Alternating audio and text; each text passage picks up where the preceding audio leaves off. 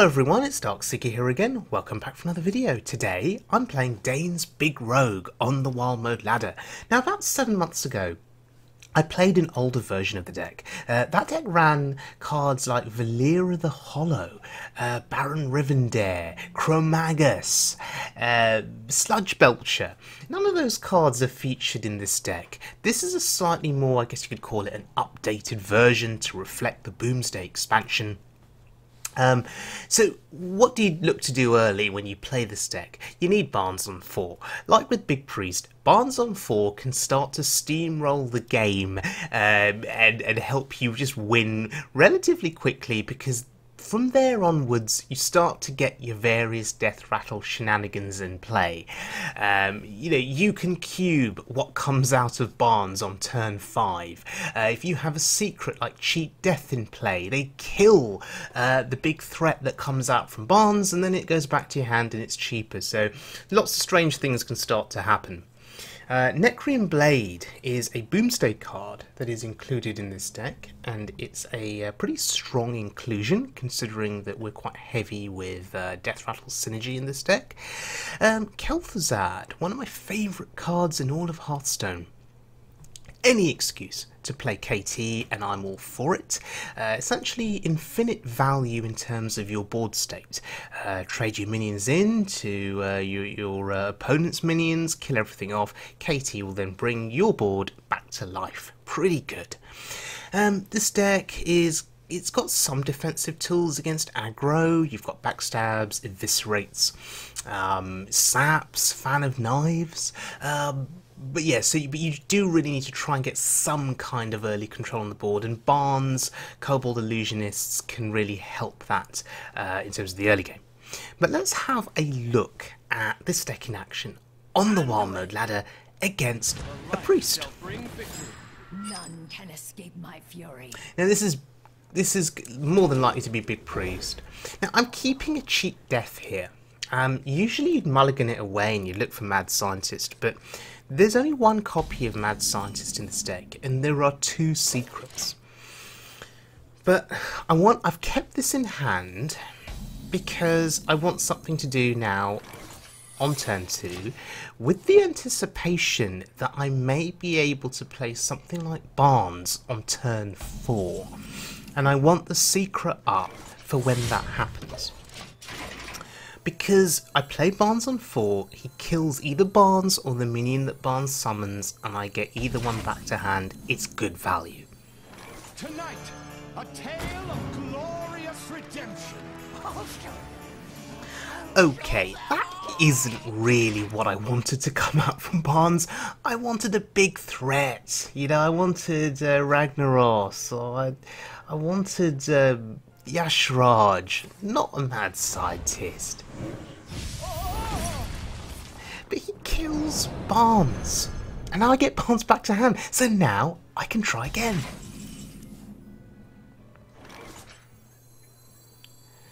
So, one more time, what do we get? Oh, that's terrible too. Okay, strategy is not working out as expected. Barnes can bring out some bad things. I mean, the Mad Scientist isn't terrible. When it dies, we'll get the remaining secret put into play. Okay. But the board is now cleared. This is a Big Priest, and we have to be very cautious. Our strategy of cheating out a big threat or 2 has not worked out. Justice is mine. Okay, so we prep the Necrian Blade's Death Rattle here in the hopes that we can play a Death Rattle minion very shortly. But thankfully for us, he didn't get Barnes on 4, and he hasn't been able to bring out a big threat yet. So we're looking like we're in good shape so far against him.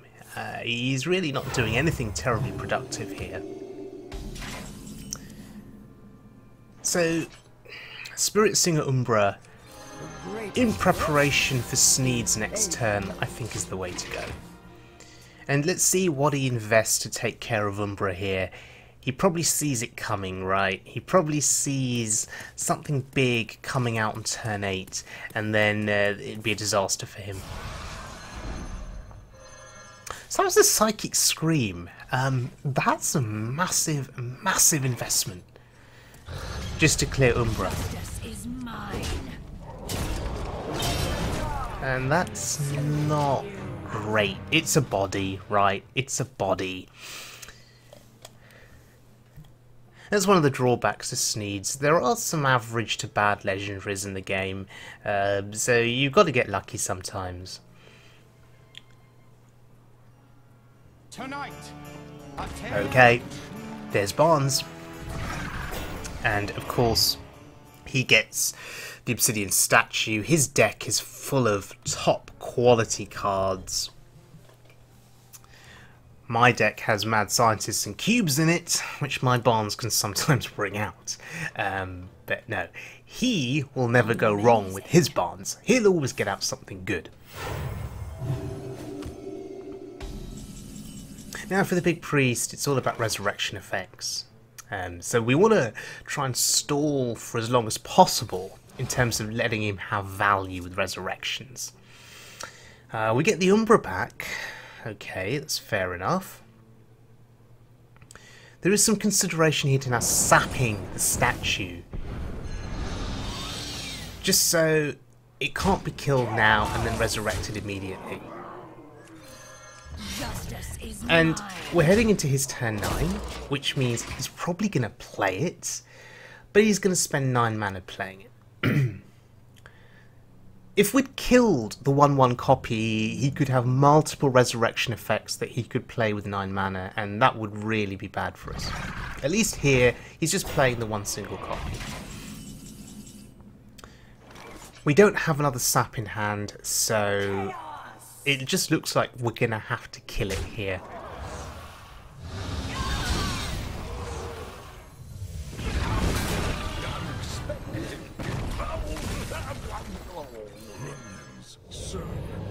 soldiers of the cold. Justice is mine. So we play KT, and now we're going to get some minions back. So we've got 2 excellent minions on this board, and 2 very average ones.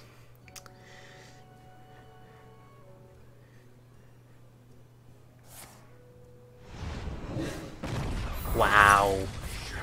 Giving me a cheap KT back to hand. That's pretty good. 6 cost KT. I'll take that. And here he goes. His big threats are now going to be coming out. Resurrect. Yeah.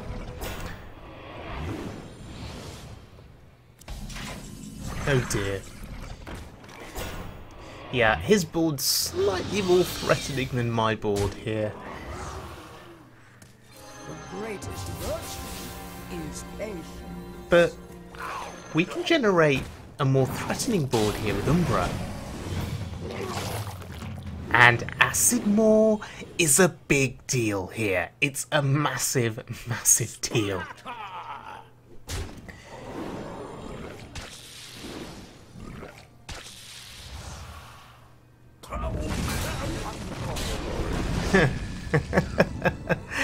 Oh, this value is it's quite interesting. Justice is mine. So we kill the statue, and we see what dies here. As long as the Acidmaw survives, we are pretty happy with ourselves. Okay, kills the Loatheb, sure.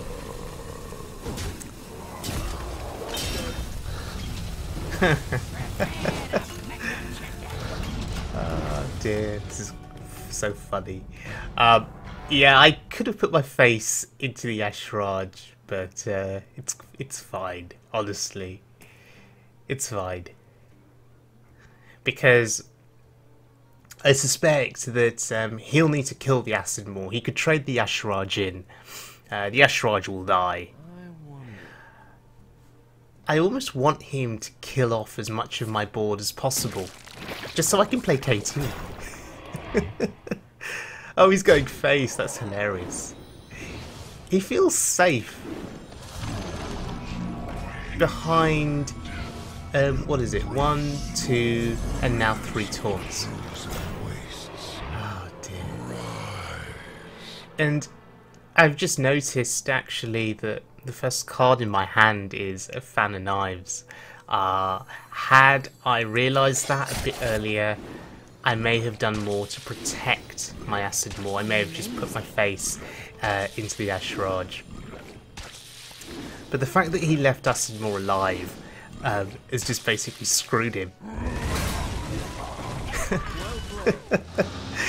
Because his entire board has just been decimated. Wow. Oh, I really wanted to play that 6-cost KT. Okay, Dane's Big Rogue. It's just a ridiculously fun deck to play. I'd highly recommend it. Dane has been playing this a lot on stream and he has been ranking up with it. So for those of you that have doubts about the deck as to whether it's ladder worthy or whether it can compete with other decks, given that we're not seeing much Druid anymore, Druid seems to have mostly disappeared after the nerfs to Aviana. This deck, you know, a lot of other decks suddenly become stronger, or more viable, I should say, if Druid isn't featured as much. So yeah, you can have good games with this deck against, as you saw, against Big Priest. I mean, often you can get stuff out earlier than the Big Priest. Kobold Illusionist on 4, if you don't have Barnes, can still be absolutely significant in cheating out big threats. And if you can cheat out your threats faster or quicker than the Priest, you stand a much better chance of winning the game. The game you saw in this video was highly unusual. Acidmaw just turned things on their heads. It was just ridiculous. Hilarious, fun, but just ridiculous. Not representative of what normally happens in a game of Hearthstone. But hey, we beat the Big Priest. That's all that matters. So, I hope you guys enjoyed this video. I had a lot of fun playing this deck. And I'll see you guys all again very soon for more Wild Mode fun.